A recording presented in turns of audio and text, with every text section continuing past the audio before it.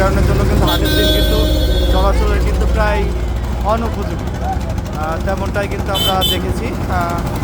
আপনাদেরকে দেখানোর চেষ্টা করতেছি, যদি একটি ব্রিজ দিয়ে কিন্তু দীর্ঘ সময় ধরে পারাপারের কারণের জন্য কিন্তু ব্রিজটিও কিন্তু একটি ক্ষুদ্র সম্পর্কে রয়েছে এবং এখানে যারা সাধারণ মানুষজন আছে তারা কিন্তু এখানকার পরিবেশ কিন্তু দেখে, কিন্তু কিছু করার থাকে না। তারা সমস্যা যে চলাচল সমস্যা, যানবাহনের দিক দিয়ে, গাড়ি ঘোড়ার দিক দিয়ে একটু বড় একটু ভালো হয় যে। কিন্তু এই মুহূর্তে নড়াইলের মাইজপাড়া বাজারে অবস্থান করতেছি। আজকে কিন্তু গোহাটের দিন এবং এখানকার যে দৃশ্য আসলে দেখা যায় না। অনেকেই কিন্তু জনদুর্ভোগ যেটাকে বলে, এটা কিন্তু প্রতিনিয়ত কিন্তু ঘটতেছে এবং এখানকার যারা সাধারণ মানুষ আছে তারা কিন্তু এখানে চলাচল করতে স্বাচ্ছন্দ্য বোধ করেন না এবং এইখানকার যে জনদুর্ভোগ সেটা কিন্তু বহুগুণ বেড়ে যায় হাটের দিনে। ভাই, আপনাদের কি কি সমস্যা হয় এখানে? বলেন বলেন। কোনো আইন শৃঙ্খলা বা ট্রাফিক পুলিশ আছে কিনা? আমরা আসলে ভিডিও করতে এসেও কিন্তু অনেকটা ফেসে যাওয়ার মতো।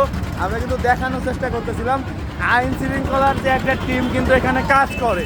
ভাই, এটা আমি তাদেরকে ছোট করতে চাচ্ছি না, তারাও কিন্তু করতেছিল, আমরা দেখেছিলাম, কিন্তু পারতেছে না। কিন্তু খুবই বড় একটি রাস্তা এবং সব মিলিয়ে কিন্তু একবারই জনদুর্ভোগ সৃষ্টি হয়েছে। এলাকাবাসীর দাবি ছিল কিন্তু রাস্তাটি বড় এবং সম্প্রসারণ করানোর জন্য।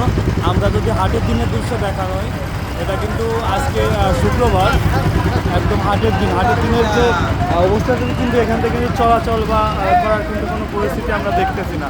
যে রাস্তাটি ছিল সেটা কিন্তু খুবই সরু, যে কারণের জন্য কিন্তু হাটের দিনের কিন্তু দীর্ঘ জ্যামজট।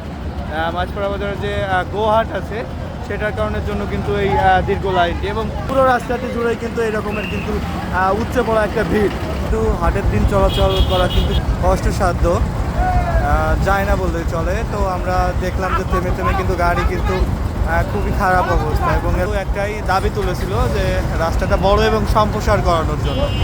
তো নড়াইলের মাইজপাড়া বাজার থেকে এটাই ছিল আমার হাতে সর্বোচ্চ।